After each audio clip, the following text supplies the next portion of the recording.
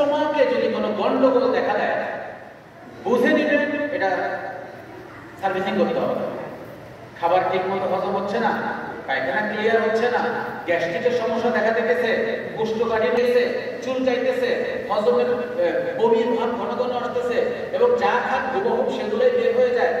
পায়খানা এগুলো হজম হয় না, পায়খানা খুব কষা, 2 দিন 4 দিন 5 দিনে বাথরুমে যান না, পেট বড় হয়ে যাচ্ছে, চর্বি বেড়ে যাচ্ছে, তাহলে কি করা দরকার? সার্ভিসিং। এখন সার্ভিসিংটা কেন করা দরকার? আসেন এটা নিয়ে কথা বলি। এই বডি সার্ভিসিং করার জন্য আমাদের এই প্রোডাক্টগুলো দরকার।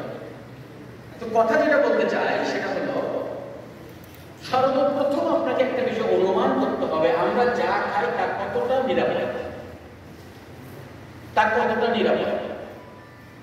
মোটামুটি 9 মাস বা 1 বছর হয়, অর্থাৎ সে ঘাড় সোজা করে তার কোলে উঠে থাকতে পারে, অথবা মুখে চিবিয়ে চিবিয়ে কিছু খেতে পারে, তার মানে 9 মাস। আপনাকে আদর করে কোলে নিয়ে সকালবেলা ভোরবেলা আপনারা আদর করে কোলে নিয়ে হাঁটতে হাঁটতে বাজারে রেস্টুরেন্টে গিয়ে বসে, দাদাই নিয়ে দোকানদারে অর্ডার দেয়, এই 2টা পরোটা দেয়, নাতিরে নিয়ে খাই, হয় না এরকম?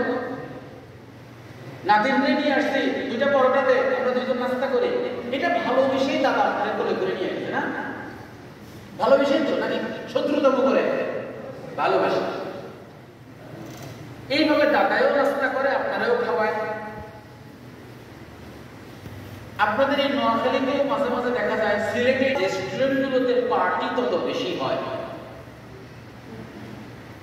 আজকে রাতে বাসায় রান্না করিও না, ওই যে দুলাভাই আসছে বা চাচা আসছে, মামা আসছে, খালা আসছে, উনি দাওয়াত দেয়, আজকে বাসায় রান্না করিস না, আমি তোদেরকে খাওয়াবো। রেস্টুরেন্টে পার্টি, পারিবারিক পার্টি।